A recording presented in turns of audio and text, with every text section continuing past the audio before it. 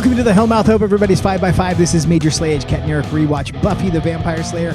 My name is Eric, and to my right, your left, my beautiful, brilliant, hilarious, talented wife and co-host. You know her as half the powerhouse duo that is Kim and Ket. Stay alive, maybe. Give it up for Ketrin Porter.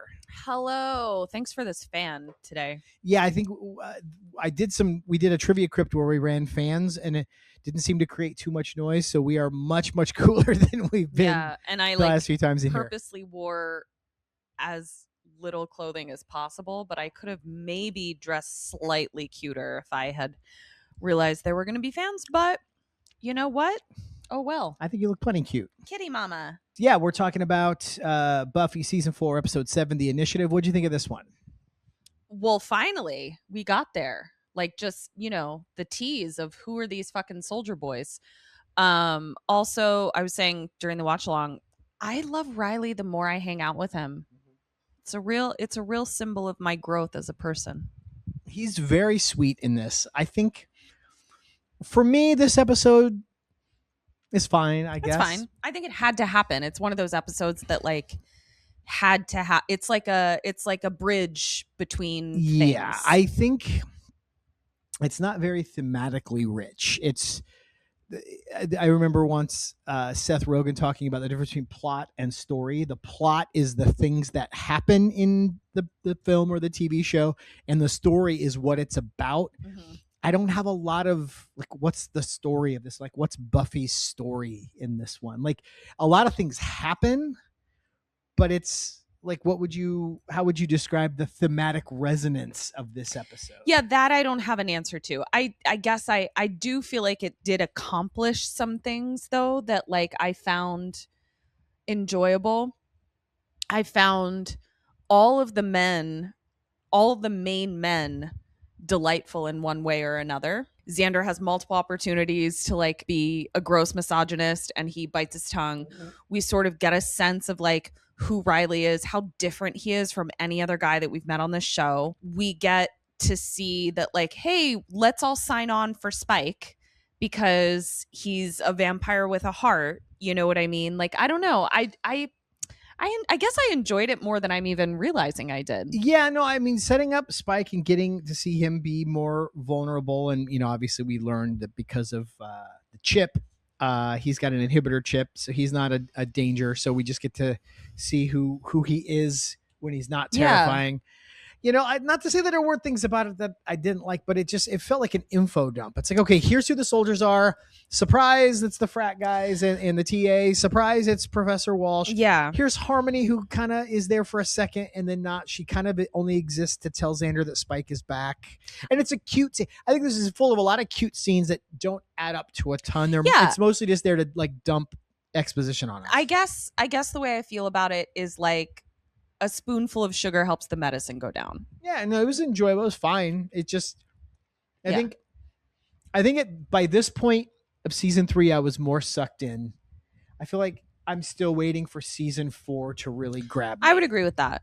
Yeah. And so I think that's kind of where we are with it. Hey, we want to ask you a little favor. If you're enjoying this, just click that little thumbs up, that little like button, hit that subscribe button as well, and click the little thing that's shaped like a bell. That's for notifications. And when we put new videos out, you'll be notified of them. If you really want to help us out, and you've got $5 burning a hole in your pocket, you can join our Patreon where we do a watch along of every episode. We just finished our watch along of this one right before we recorded this. And we also do a mini-sode called Trivia Crypt where we look into production secrets, behind the scenes, fun facts of every episode. We find old promos, old cast interviews, things that you guys point out to us. We share those there, and it's a lot of fun. And I was just looking in our catalog. We started that with season 2. There's 52 existing trivia crypts right now. So if you have not been in our Patreon yet and you join up, there's literally 52 minisodes, and they're usually between 6 and 20 minutes long. So that's a lot of content. Damn. And you get access to the entire backlog instantly. And we've done a watch along of every episode except one. I think we had a technical error that corrupted the file, but we basically done a watch along for everything. We did a watch along of the Buffy movie as well. We did a watch along of I Know What You Did Last Summer with Kim, who was here last week, Ket's partner on Kim and Ket Stay Alive Maybe. We did a watch along of Basic Instinct. We did one of Repo the Genetic Opera. So there's a ton of content there. For $5, you get access to all of it, and it really helps us out. Also, for an additional one-time purchase of $5, Ketrin will do a personalized tarot read for you. And I love doing it, so sign up. Yeah, you just did another one recently, yeah? So, and people who've gotten them have written little notes on there. You can read about those there. But yeah, that's it. All right, business done. Let's jump into this episode. What do you say? All right, so we're in the cafeteria, and we have Riley and Forrest who are talking. Forrest is kind of annoying. I don't know. He's fine. He's not Parker, but he just kind of irritates me. Like, I'm just kind of like, shh, every time he talks. It's also, fine. These guys are huge, and they're sitting at this table, and they look like parents sitting at a kindergarten table at parent-teacher night. Like, why couldn't we get human-sized furniture for these kids? They look like Gandalf hanging out in a hobbit house. They're observing Buffy, and I'm just like, did Buffy take clumsy juice? Like, what? She's so I understand why they're doing it. They need Buffy to be a fish out of water, like she was not in high school. But making her clumsy, she's awkward enough in the way she acts. I don't need her to be like physically clumsy, spilling drinks and dropping stuff. Because also she's the Slayer, so like you think she would have enhanced coordination. Well, she does. Proprioception, all like that kind she of stuff. Does have that. So I'm just like, I don't know why this is a thing, but because they want to make it so that there's something keeping him from just running over the first time he sees her and falling in love with her. Sure, yeah. It just. But not, you know whatever. what? Drop stuff all over the place. If I'm attracted to you, I'm still. It's not going to keep me at bay. But he does say he's like, she never feels like she's there when you talk to her. Facts. Which is true. She definitely is split focus, and I feel like every conversation she has had with Riley, we know that she's split focus because of something. But bird's eye view, Buffy looks like a cuckoo bird. Right, and that's kind of his whole point. And I just wrote, she trips and falls. Jesus Christ. Like, it's a mess. And later a pen explodes on her in class. Like it's almost like she's under a curse. Yeah. So now we cut to Spike, who's having a little dream about killing the Slayer, and he looks dehydrated. Yeah, he needs some Pedialyte. And then we see that he's in like this white sterile cell with electrocuty walls. And there's another like vamp next to him, and we see that there's a ton of cells. Yeah, we catch a little Cthulhu beast off it to the one side. Yeah, all bunch of monsters in them. Spike is captured, and we don't know by whom or by what or how he'll get out of this pickle. So now we go to Giles' apartment. Boy, oh boy, Giles really needs to find a hobby. Truly. I also don't buy... He doesn't have hobbies? It's not that I don't buy that he... Well, yes, I don't buy that he doesn't have hobbies. But also, I have an issue with, like if I was friends with Giles, I'd be like, can you stop throwing a fucking pity party? And, like, because you said at one point, you were like, well, I think they're kind of, like, a reactive part of the Scooby. They don't have to be. No, they don't have to be. He has so many resources at his disposal. He has so many books he could be reading. He has so many things that he could be taking. Initiative. Going back to my sort of complaints about this episode, I would have liked them to call this one Initiative, not The Initiative, and work in some thematic things where characters are taking some initiative. And I think maybe Riley takes initiative with Buffy. Mm-hmm. Yeah, I like that. You know, it would be nice if Buffy had to take some sort of initiative. I mean, I guess in small ways, she decides to go out and be bait for Spike. Mm-hmm. I guess Xander and Giles are taking initiative by deciding to go. Not, yeah. So they eventually decide to go patrol on their own.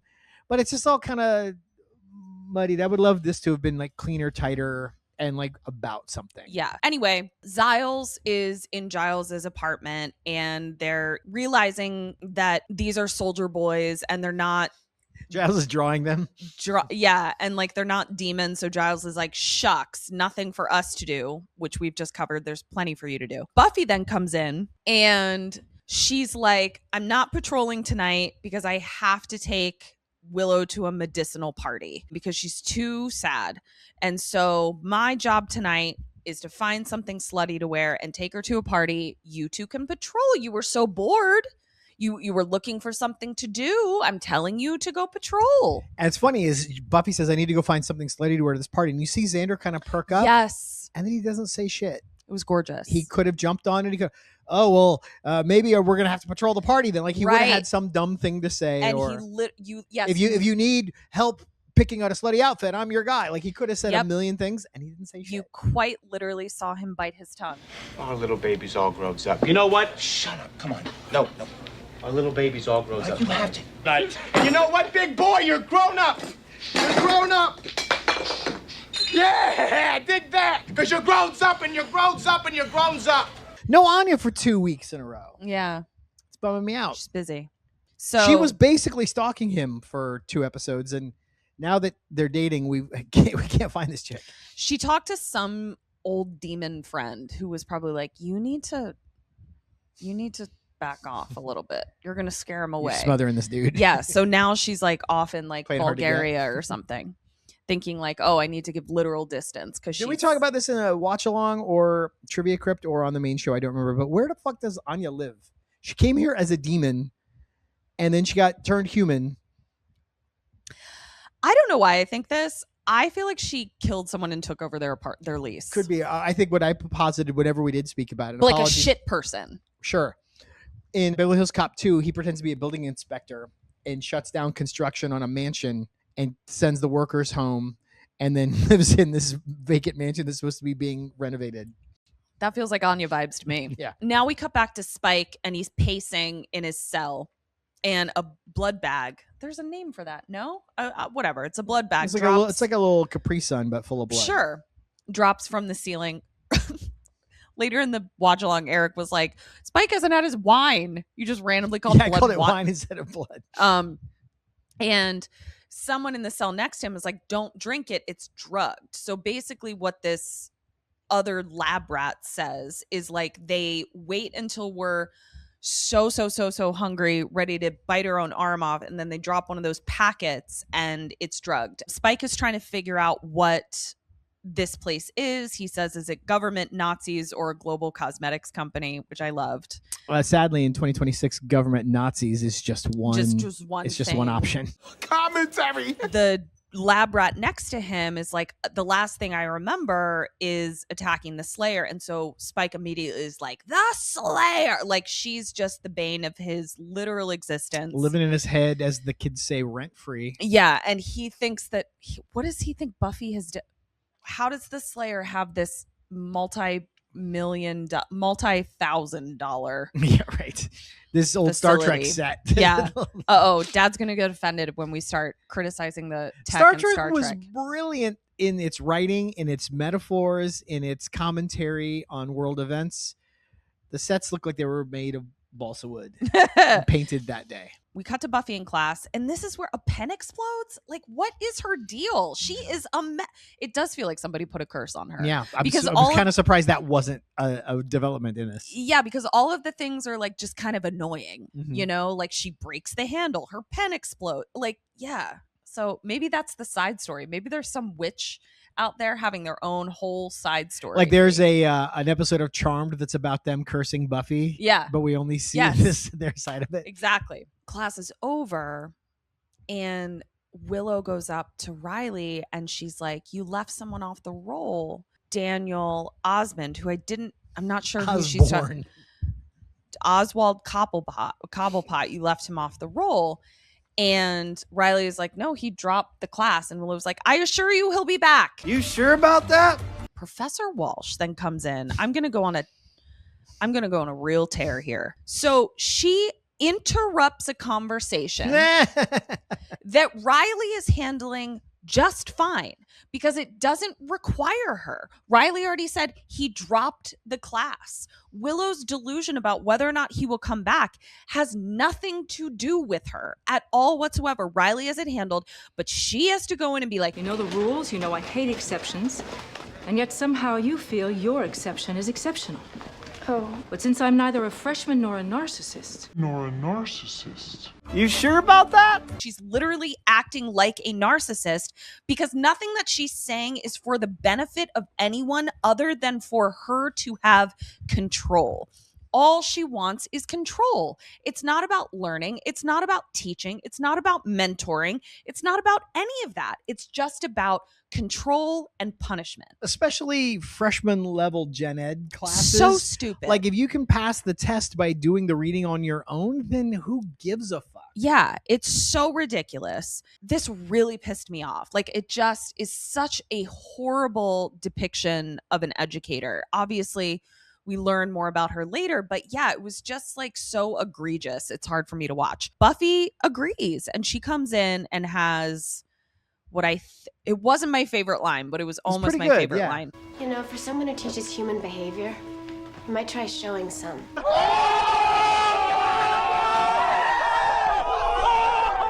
Riley is very impressed. Well, I guess he's in this moment. I think he's more shocked. Yeah. Like, yeah, he's freaked out. But you know who is impressed? Professor Maggie. Walsh. Yep.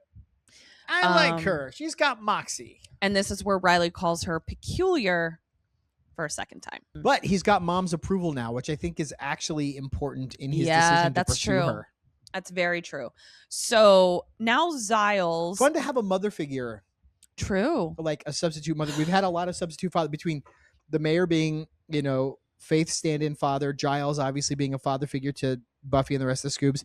It's interesting to have a mother figure.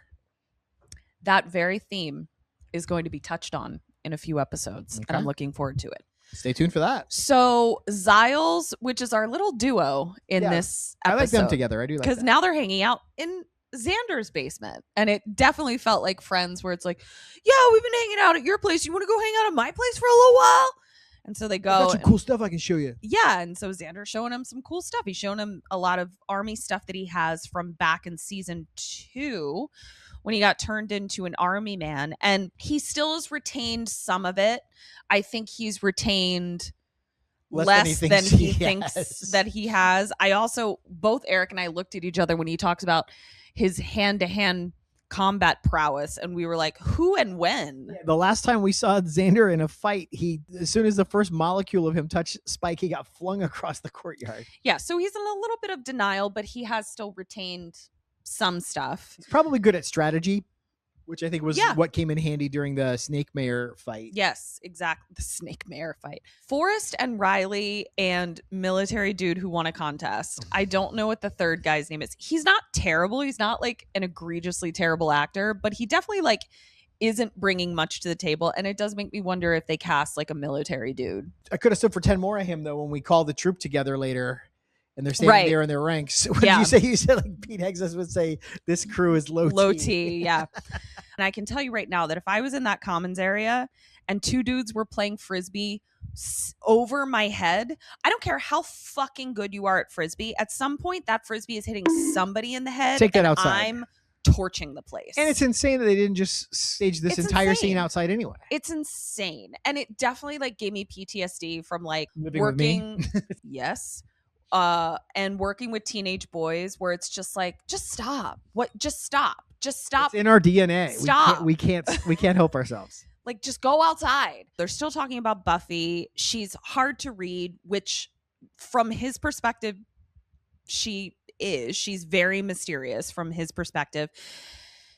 And who walks up but stupid fucking Parker? Oh, I forgot. I literally blocked this out. I don't even want to talk about it. Can you talk about it? I'll talk about the very last thing that happens. They're frankly, Riley and his friends, I feel like they hump the same dead horse of, but she's so weird. Yeah, but she's hot. But she's so weird. Yeah, but she's hot. I feel like 30% of this episode is just Riley and his friends going, but she's hot, but she's weird. So then Parker comes over like, hey, Parker, is Buffy hot or weird? And he's like, well, kind of both.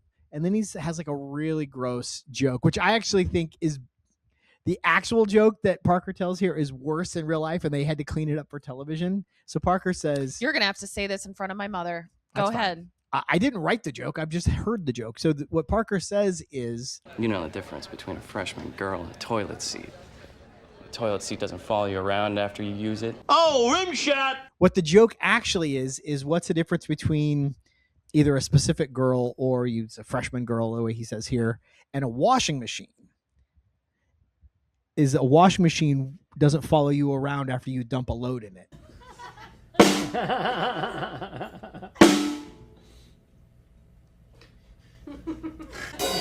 That's the joke. Mom, did you hear what he just said? He didn't make up the joke, but he retained it. He kept it in his mind. What does that say? So anyway, you married me. What does it say about you? So then Riley gets to punch him, which looked so fun. I just That feel looks bad so for this guy funny. because in our trivia code we covered that he got a concussion after Buffy whacked him with the club and Yeah. beer bad. Parker is getting head trauma left and right. Yeah. I'm worried for the actor now. The boys are now talking and they're like, what the fuck was that? Like just bopping Parker in the face, because as far as they're concerned, they're like, Talk shit about girls all the you've time, heard me yeah. talk shit about girls all the time. And it hasn't made you punch me in the face. And this is where Riley is like, I just didn't like hearing him talk about Buffy that way. And he's like, I think I like her. And this is where his friends are like, duh. Question. Okay. Is that real? Is what real? Do your guy friends know that you like someone before you do? That seems like bullshit. You don't talk about shit. Y'all don't talk about any. Frankly, the most unrealistic part of this entire goddamn Is that episode guys are talking about their love is lives? that the guys are talking about love lives and feelings and all of that. Because y'all don't talk about shit. I don't know what the fuck you guys talk about. Y'all went away for 48 hours, 4 of you. You didn't talk about shit. You didn't talk about shit. No, we talked about sports. We talked about movies. What the fuck? Like, that's so crazy. Anyway, so I guess I commend these boys for talking about something with Right, substance. Forrest is a little gross about it, but at least they're having the conversation. Sure. So yeah, they both knew that he liked Buffy, and so Riley is like, I guess I'm gonna go see a girl. Son of a bitch. Stole my life. and he's looking all fucking Will Hunting about it. Yeah, so this is our second Good Will Hunting reference this season. Eric had some real problems with Riley's hair, which is just amnesia, because he was like, nobody looks good with that haircut, and then we both named like 6 dudes who looked great. I was like, with well, that except haircut. Jonathan Taylor Thomas, and then you Devin said, Sawa. I said, well, and Leo in Titanic. Yeah, It was like exactly. everybody So wore that what fucking the fuck? hair. It's a silly haircut, but we were all on board with it at the time, so we can't. I mean, we can't look back and judge from here. Right, but we We can't used to judge do a lot of things in the past that we no longer stand by. But we can't judge the individual. We can judge the trend. We can't judge the individual. Decreed. Back to Spike on the ground in his cell, and some white coats come in, and he's passed out.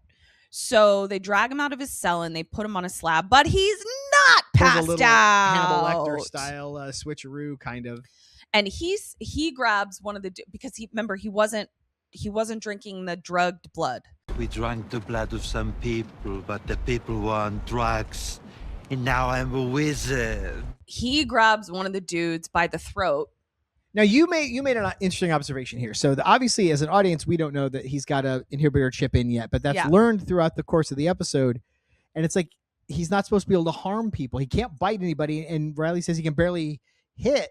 But we see him grabbing guys, knocking them around. We later in the hallway fight, we see him decking guys. And spoiler alert, Mom, as this continues, he can't even throw a punch in the direction of Mom, don't listen.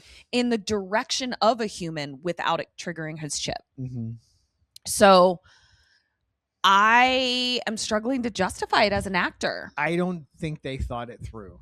I don't think they quite knew what it was yet. I think they knew it would stop him from biting. I think they realized it was a useful way to make him not dangerous around our scoobs. Because, yeah, so what if he can't bite? He can still cut your throat and drink the blood. So we have to then post hoc ascribe attributes to this that maybe weren't there at the beginning. All right, here's what I'm going to say. Here's how I'm going to justify it if I'm the actor. It's a chip implanted in his brain. The brain starts to like grow around it, and new synapses are being formed, so it actually becomes more effective. Powerful later. Yeah. Okay, I'll take that. Knock on Willow's door. Oh, I just noticed the parallel here. There's a knock on Willow's door. She says, come in, and it's Riley. And this is adorable. He comes in, he's like, she's listening to sad music, just literally sitting on her bed, staring at the wall. And he says, gee, I hope I'm not interrupting anything really depressing. This reminded me of like when some random boy would, not return my affection, and I would be listening to sad shit in my dorm room, and Anna would have to come in. And she's in orange on orange. Orange on It's our first of 2 orange on orange outfits. And I'm sure that they're like, frankly, should have been in black. Like she should have been in mourning. We should give us goth emo. Unless but not like sexy vampire, but just like I am dressed like a funeral. Unless she's just like so mentally unwell that she's just grabbing. Well, things. I've always said Willow's fashion choices are a result of her being mentally unwell, so I don't think that's new.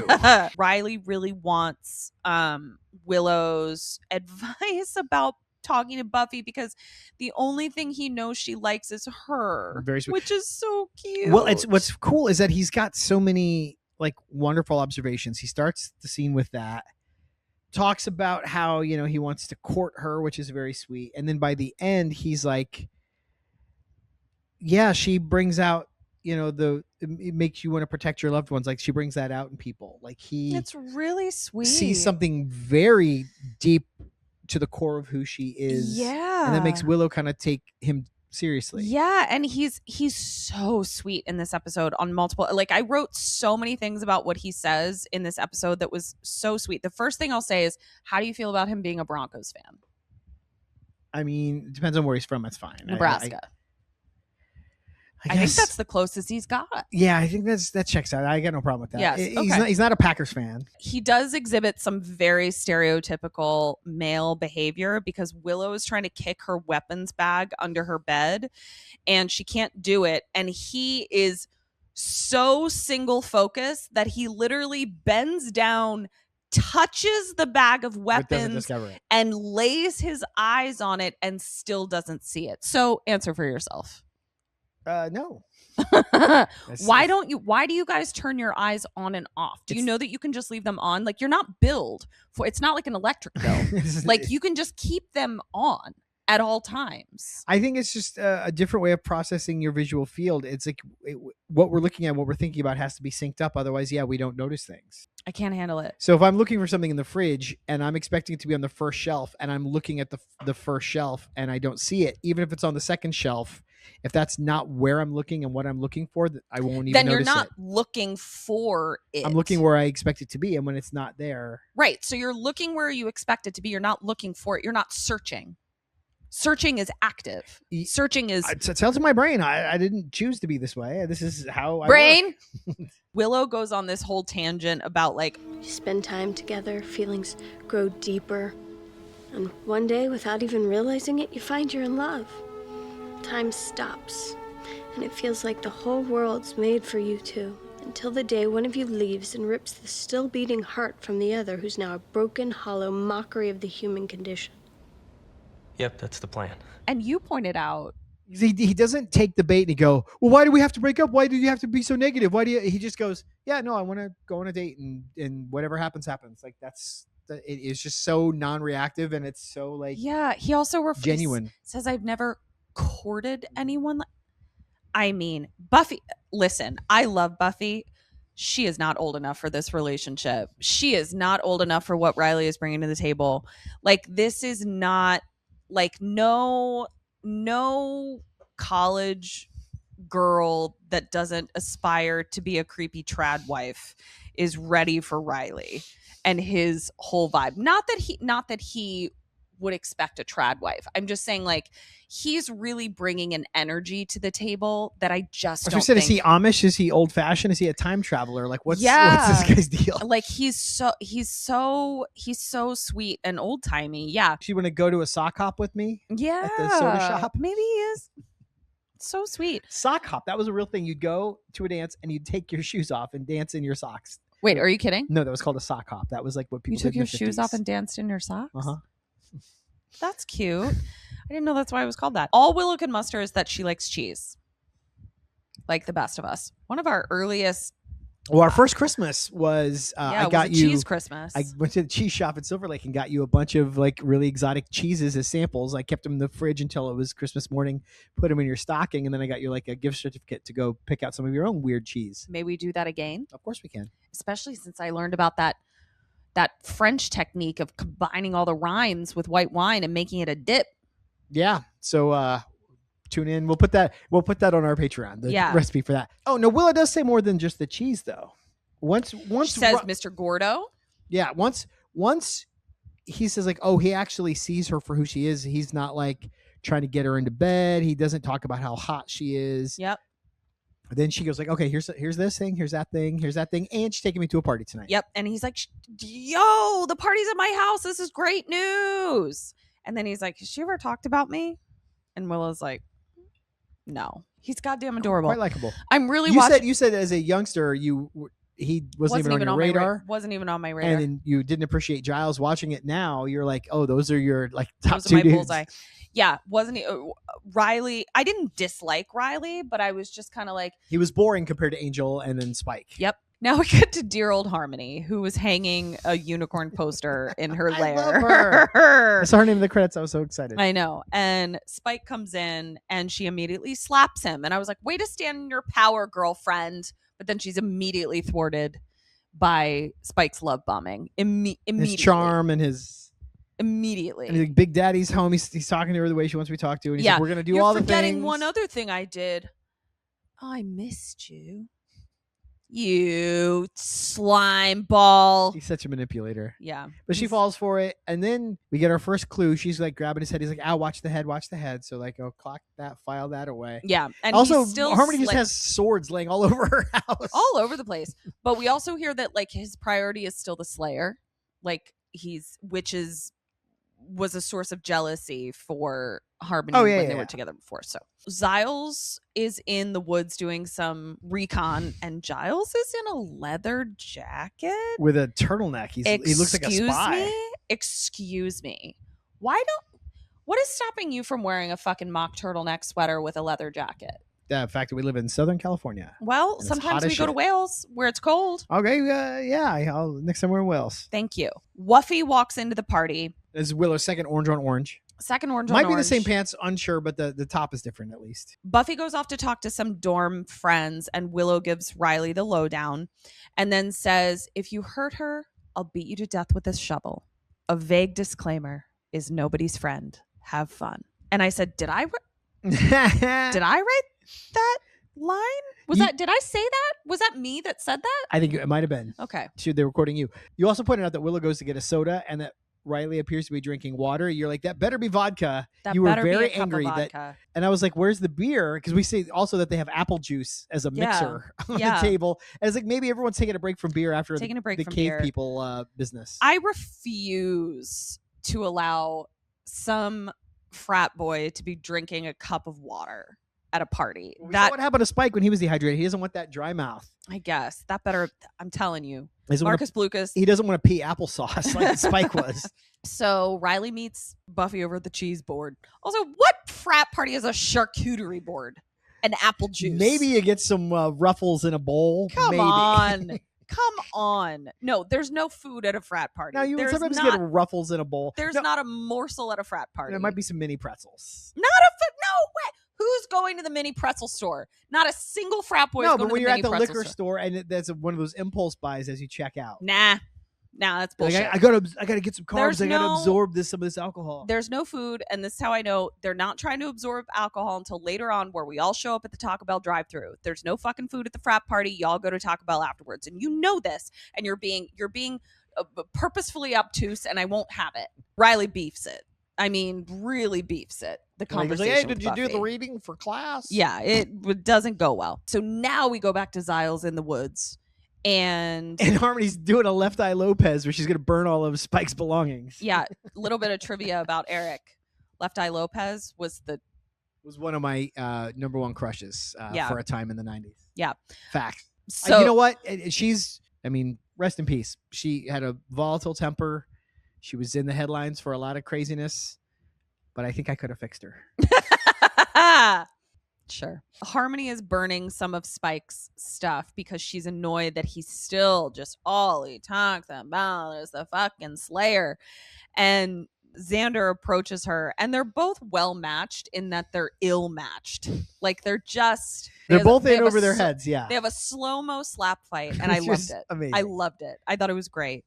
And they both retreat from each other, both with their dignity between their legs, and it made sense to me that neither of them made another move because I think it was just too embarrassing for everybody involved. And this is where Harmony once again is the Tom Holland or the Eric spoiler king of the Buffyverse, where she gives away the whole plan of what Spike's doing. Slayer this, Slayer that. I'm gonna go kill the Slayer. So that's how Xander is like boo.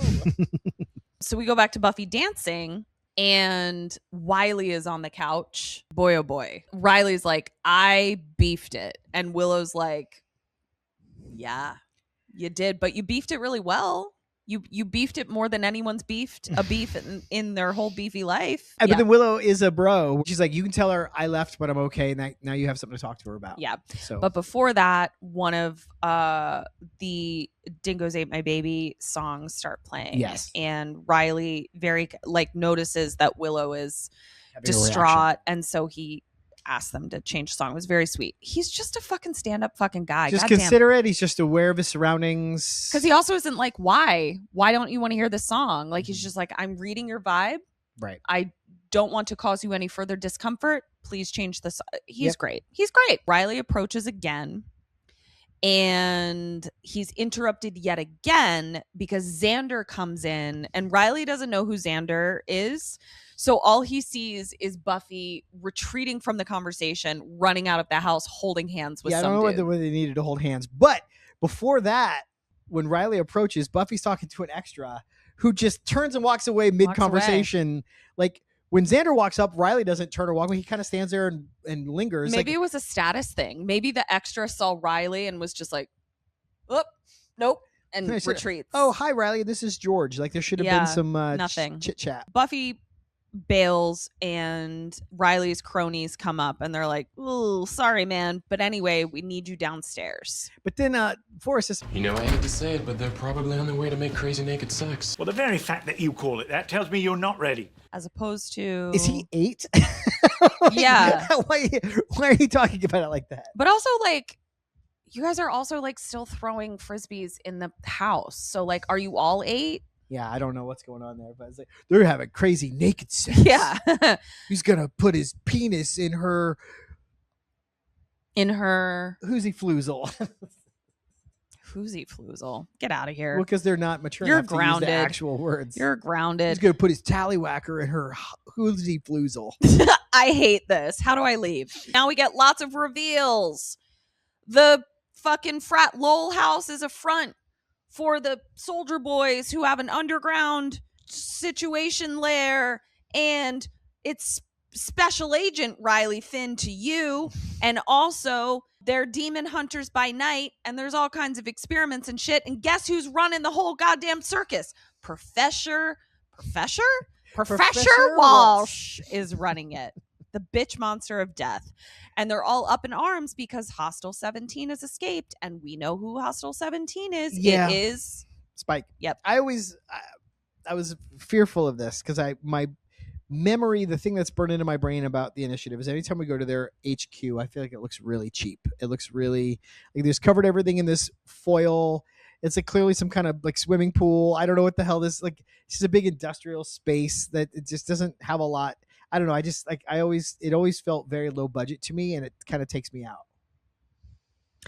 You've heard it here first, and you'll hear it 1,700 more times as we cover this season. Yeah, probably. I said all that silver shit. You're not a demon scientist. Maybe it is special demon foil. Doesn't mean it doesn't look cheap. You look cheap. Riley's in charge, and they're all, okay, roll out, men.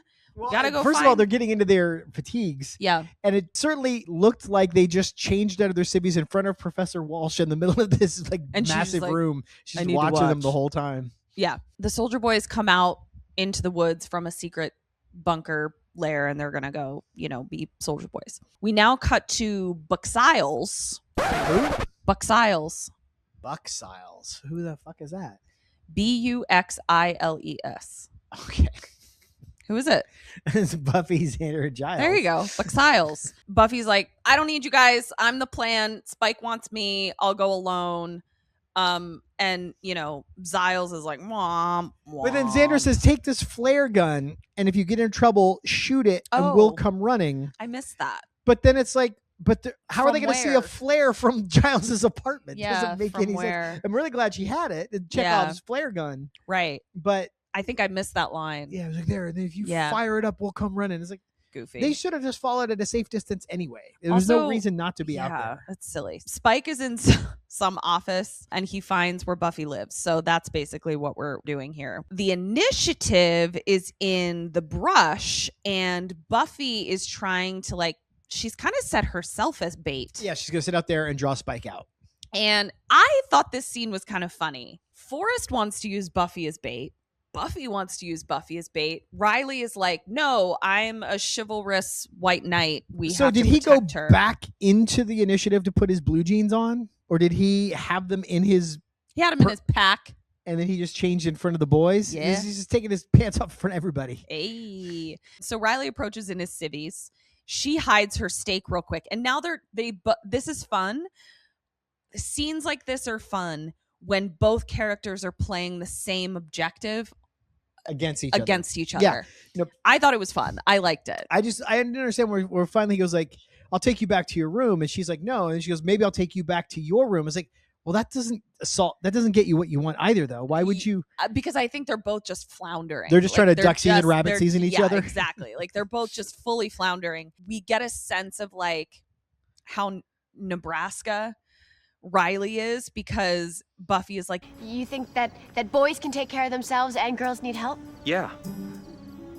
But I genuinely think he's like, this is how I was raised. I think this is his first foray into different perspectives, different types of people. There was a kid in my dorm my freshman year, lived at the end of the hall, named Nahum, who was Mennonite.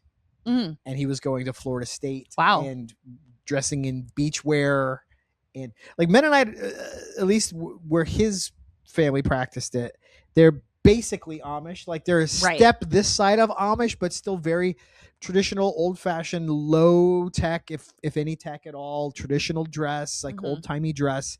So it was a really big deal. I don't know if this was an equivalent of Rumspringa, where he got to go to a university and wear his Billabong shorts and listen to rock music, but super nice kid, really nice guy.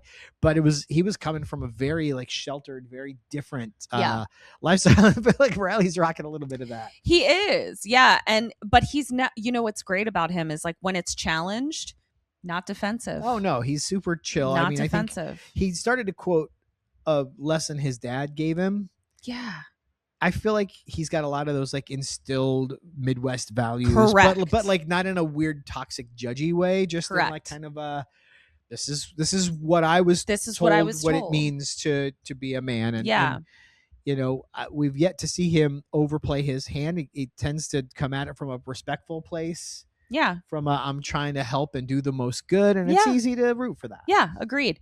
Willow's back in her dorm room. Knock, knock, knock. Come in, which we saw earlier in the episode, but this time she invited a vampire in. I don't think you need to invite a vampire to a dorm room, though, because Sunday and all of her people let themselves in to steal stuff. I think a dorm room doesn't operate the same way as a house. Okay. Spike comes in regardless, and Willow is scared, obviously. I think James Marsters actually threw Allison Hannigan into that nightstand. I hope it was all done with consent, because that's very scary. No, I'm sure it was, but I think it happened a little bit. Well, they actually reference the conversation they had in Lover's Walk when he wants her to make a spell. And this feels like a retread of that, except that there's the added twist of he's not actually a danger to her.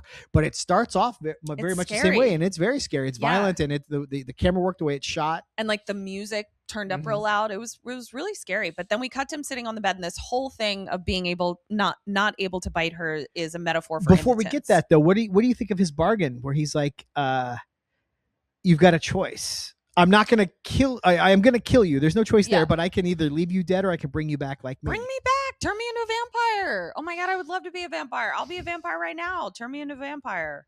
Damn. Is there even a question? Okay, fair enough. That's your take on it. This is to play KK Sam on it. Is Willow tempted by this offer? No, because I think she's got some feelings about when she saw her doppelganger as a vampire, and I think she thinks that is who she would definitively be. Yeah. I think I'd be a cool vampire. I think I'd be a chill vampire. I think I'd be a vigilante vampire. I don't think those two things are possible. I don't think you'd be a chill vampire and a vigilante vampire. No, but I don't think there's anything about being a vigilante that one would describe as chill. What I'm saying is like my justice complex would still be intact. You would just act on it. Yeah. Yeah, opposite of chill. Still say that's a low chill scenario. Yeah. We got this whole I can't bite you, and it's played as a metaphor for impotence, which I think doesn't map exactly to the situation. And it's weird because her self-esteem is in the pooper, and even though it's not about love or sexual attraction, she wants to be desired, even if it's as a meal. I think you're taking it I think you're taking it a little too literally, because what I think is initially happening is, everyone has a fight, flight, fawn, or freeze. Willow is definitely fawn, where it's like, I'm going to placate you. I'm going to please you. All of that. So like her sort of like, you're still really scary. I don't even think she's logically thinking about it. When it then moves into, you didn't even want to bite me, you came here for Buffy. That I think is her just being in like a so irrationally depressed state. So I think we're talking about two different things. But it's all within the same scene because they're still playing it as the attraction, because he remembers what she was wearing when he thought about biting her, and she feels flattered by that. So I think this is a little bit of a kind of a muddy mess in terms of like, we get the initial laugh of like, oh, this has never happened to me before, but then they still play it in a I don't know. This doesn't quite work for me, and I feel like I'm having a hard time articulating why. I just feel like we're mixing our metaphors a little bit in a way that I don't understand, unless you, as you said in the watch along, unless Willow really is flirting with like unaliving. Oh, I think she definitely is, but I don't think, I think you're like in that state, you're not having like point A to point B thoughts, like in the TV moment. Script should though. No, character development doesn't need if you're going out of your way to write a metaphor and then you introduce a confusing related but different metaphor, I feel like that's a writing issue. No, we can challenge the audience. We can be a couple different things. People are the most interesting characters to me are the ones that aren't just flat pieces. Well, this of isn't paper. about character. This is about what you want to accomplish with this interaction. That's what I'm saying. Agree to disagree. Also, I thought that my family made up the word piffle.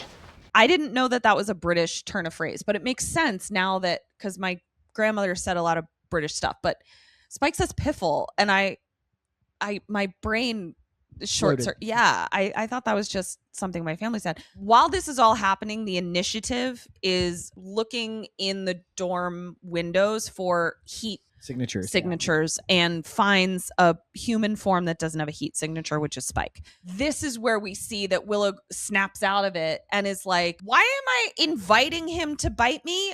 Smash him over the head with a lamp. Right. So like that's where it wasn't a rope-a-dope the entire time. No. It was I'm unwell and you caught me at a time where I'm so out of my mind and just happy for some attention. Yeah, this is a real just sort of confusing melee. The soldier boys kill the lights, put on their night goggles, burst in, and then they're gonna bash in Willow's dorm room door. She gets away from Spike, but somehow can't figure out how to unlock it from the inside to get out. Yeah. And so then the soldiers are rushing in, and she knocks them down like bowling pins. I don't know how she didn't end up getting shot. Like, this didn't make any sense at all. That 85-pound Allison Hannigan's gonna knock over 3 giant men in military. The only thing I could think of is like, she's on the other side of the door and she's on the other side of the room about to take like a running start, and then they open it and she's like, blah!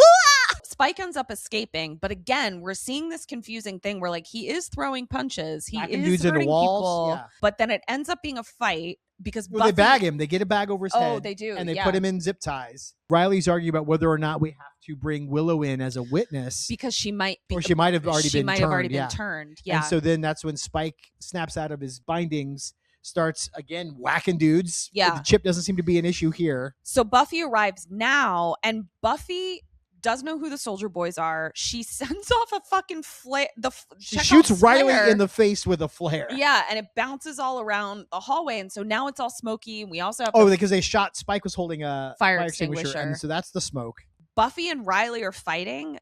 Buffy doesn't know who it is because he's wearing a ski mask, and Riley his vision is all clouded. So like getting he shot in doesn't the face with a flare and then the smoke. Yeah, so he doesn't know who he's fighting, and then ends up retreating because he realizes like he can't best whoever this big giant dude is. A man can't see, he can't fight. We now cut to Professor Walsh dressing all of them down, and this is where they have to be like, he was huge. He was real big and real strong. Yeah, whoever or whatever it was. Oh It might my have been God, a it was monster. a I don't monster. even know. This is where Riley assures her, but the implant works on Hostel 17. Because we saw him punch a bunch of guys like over and over again. Yeah, he does have the line, can't hardly hit at all. My favorite Jennifer Love Hewitt movie, by the way. Yeah. Cut to next day. Riley sees Buffy on campus, and they both apologize for being weird to each other.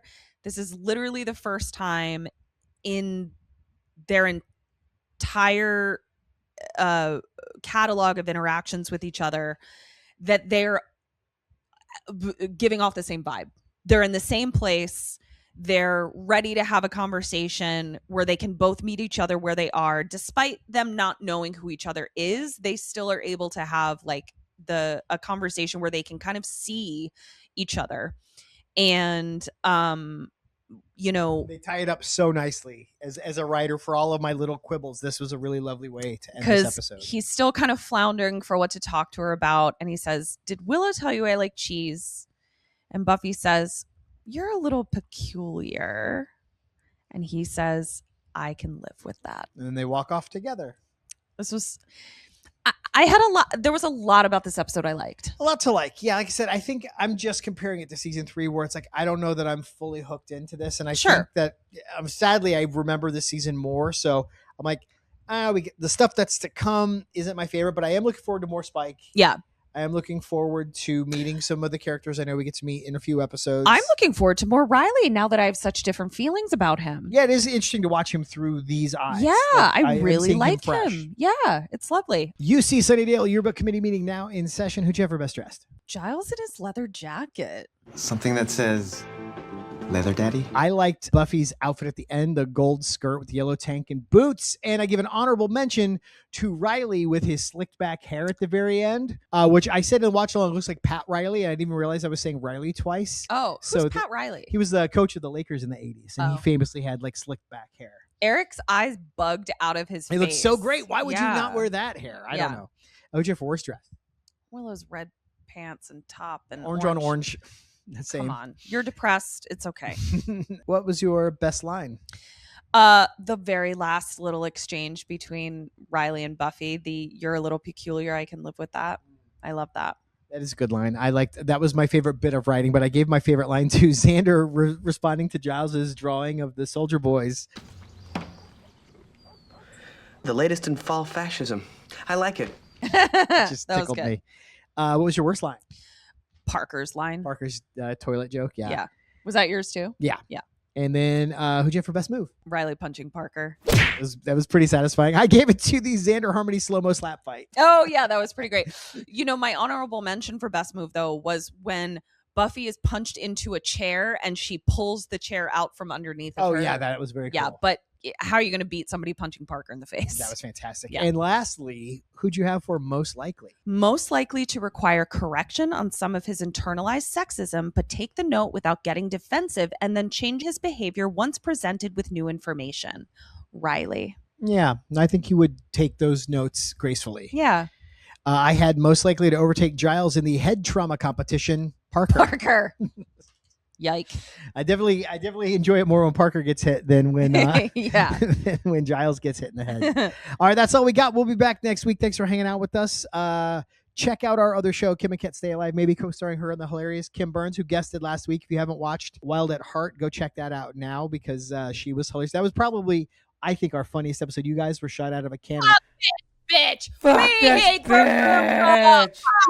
We hate this version that was dumb little bitch. She's a dumb bitch. And I just got to kind of sit back and watch. It was really fun.